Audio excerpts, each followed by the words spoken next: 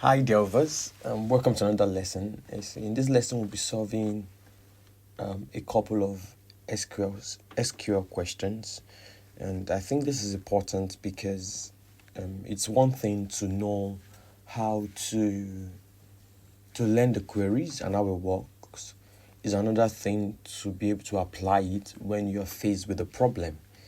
And so I feel like we're going to take a pause in our learning for now and solve a couple of questions, because this will at least give you like a little bit of an hands-on experience on how the real work, how it happens in real life when you're faced with questions. That's number one. Number two is to make the most of these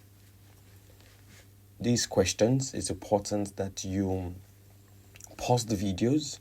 Once you see a question, pause the videos, open up your workbench and try to solve that question. I have the link here. So basically the videos are the questions will be here. So just put that into your Google search and it should get you onto this page. So the good thing is I'll ask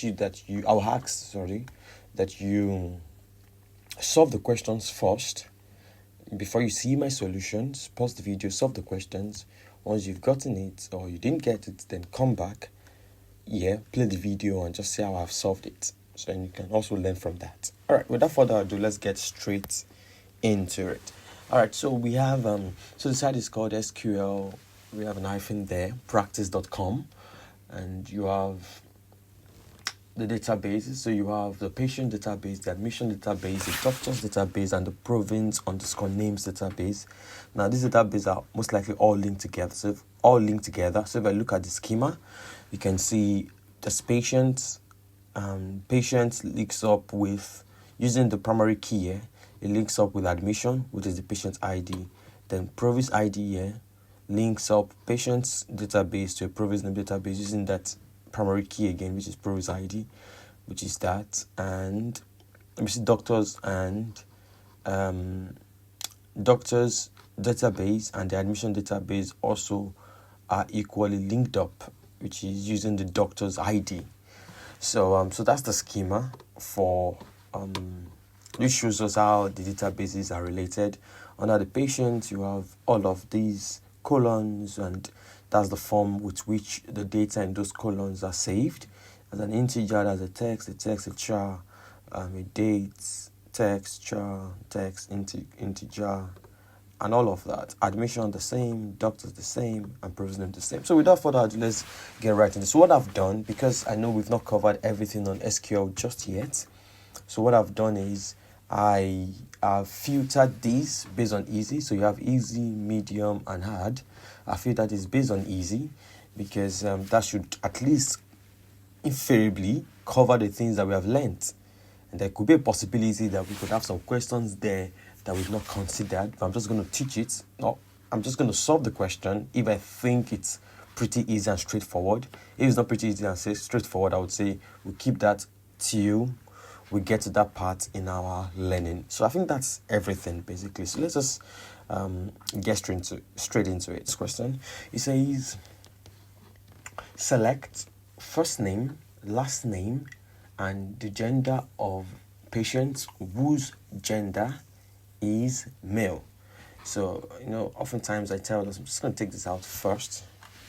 So sometimes I tell us we need to know exactly what we are being asked. So they need the first name, right? They need the last name,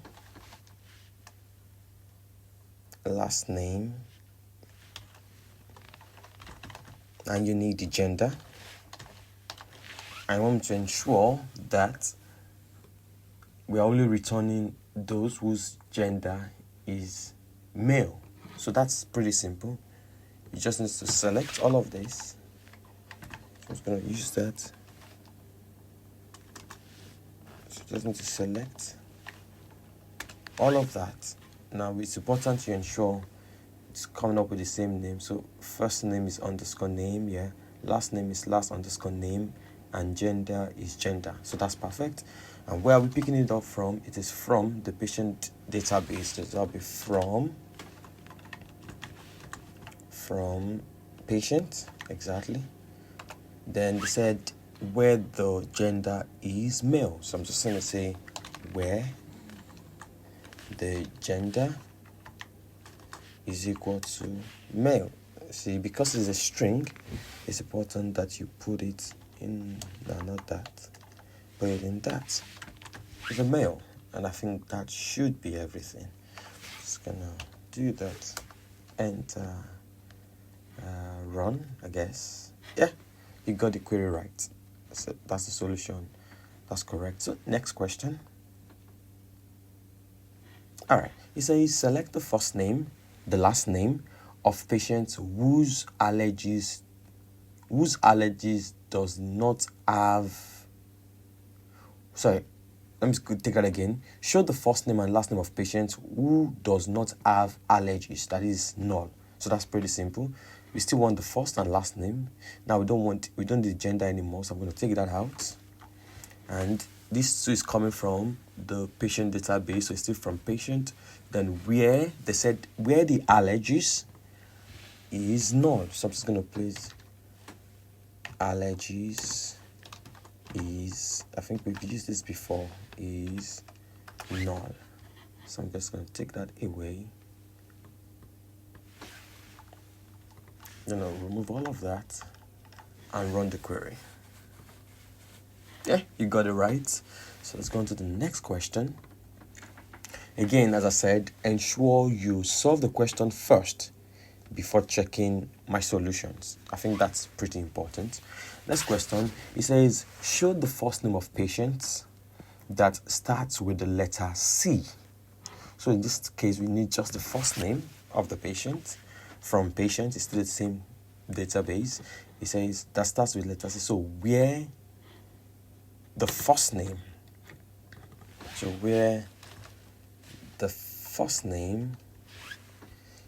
starts with letter C. So I can say when the first name is equal, when the first name is equal to, because it's a string, I'll put that. It's because it must start with a C, right? So I'll put a C, and I should put a percentage sign there.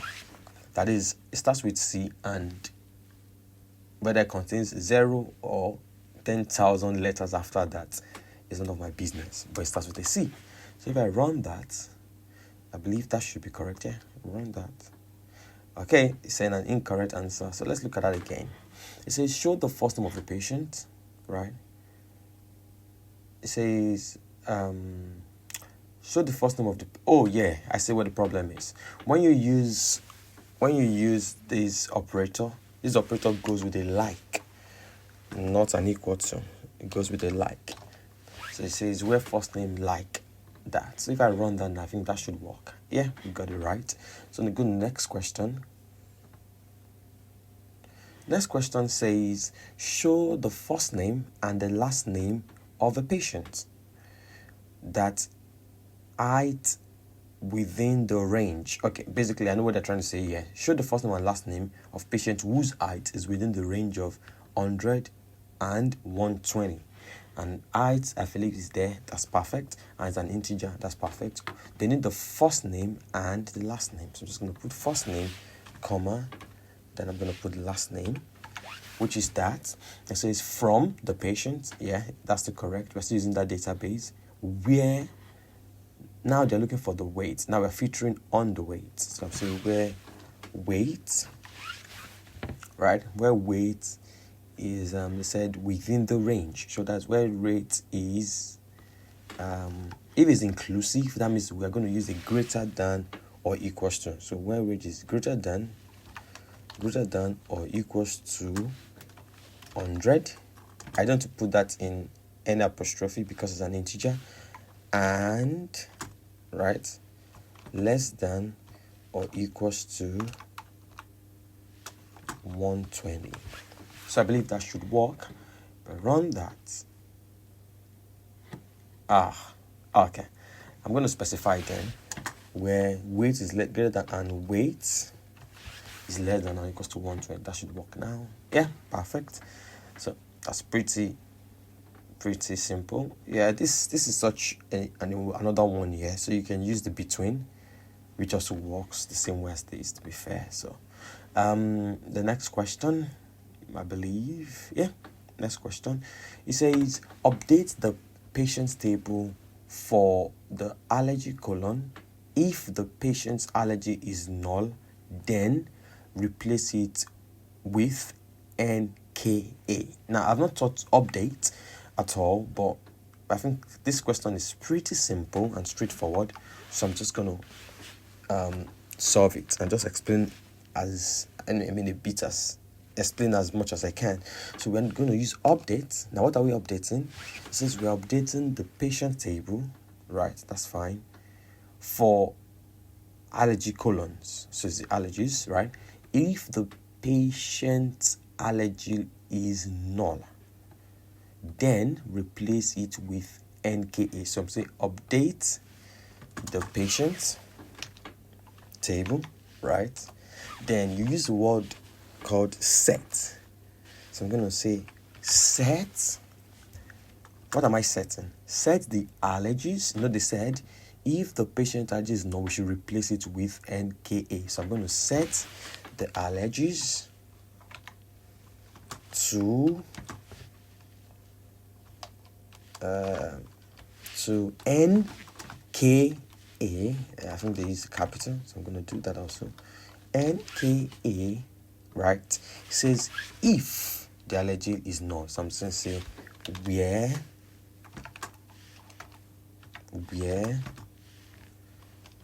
the allergy is null. I think that should work. Run. Yeah, we got that correct. So go on to, so it's simple.